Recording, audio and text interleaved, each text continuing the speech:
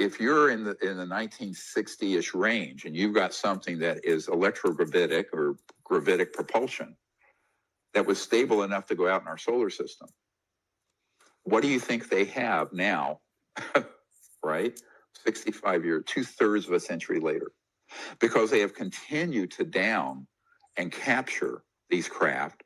Trillions have been spent on reverse engineering them, and there have been massive breakthroughs in propulsion, material sciences, AI, not what's coming out of Silicon Valley, but very advanced systems involving consciousness and machine, all manner of developments that sound like science fiction, but it isn't. And now imagine a group that has the malicious intent to hoax a threat from outer space so that they can consolidate global power around fear and control, which is what fear does. I look at the response to COVID and 9/11. It results in people suspending their intellect and their rational mind because the fear overrides the rational intellect. And that's how you get in trouble. But it's also how demagogues and people who are very good at psychological warfare operations can manipulate people into catastrophic events like the disasters of the wars in the Middle East that we're not even extricated fully from yet, in Iraq and Afghanistan, that occurred after 9/11. Probably a really good example of this, which is you can fact check this, is the Gulf and Tonkin incident, and that in the 60s, where we have to be aware of the fact that they have the ability to stage many events that look like they are alien, and they are not. It's a psyop trying to be sure people are afraid of the aliens, because the long-term agenda that was hashed in the mid-50s was to create this specter of a threat from outer space that would unite the whole world fighting them.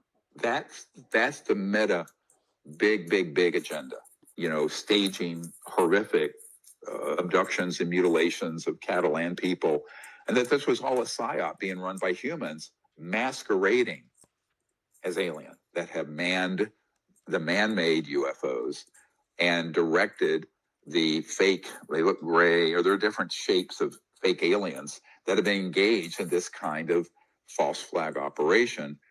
This is all related to an attempt to institute a global, sort of more totalitarian superstate. And the way they can do that is by pointing to a threat from outer space. UFOs that are extraterrestrial, they're the man-made ones. Briefing document for the president and members of Congress. It's 320 some pages, something. And this has an illustration, and you'll see on the left side ET craft, and on the right the man-made ones. And we have several pages of these. The reason we put that in there is because most people, even if you're fairly close up, if you don't know what to look for, you're going to think an object is... Aero Jell vacuum buoyancy drones.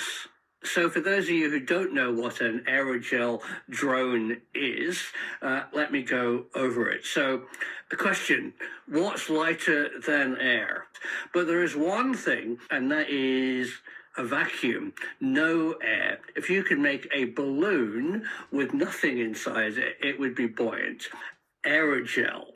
Aerogel is effectively a foam. Think of a foam with contained cells with membrane walls that don't interconnect, made of some very light substance. So you can make it with a vacuum inside, and then it becomes lighter than air, the craft.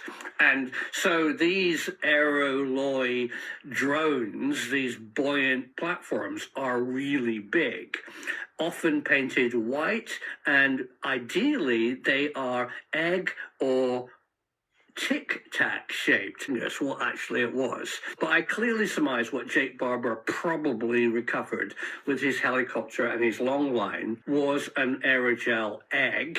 It was human. It's not non-human intelligence. It's not a flying saucer. It's actually a test vehicle. These civilizations, if they were hostile, the proof that they're not is that we are still here.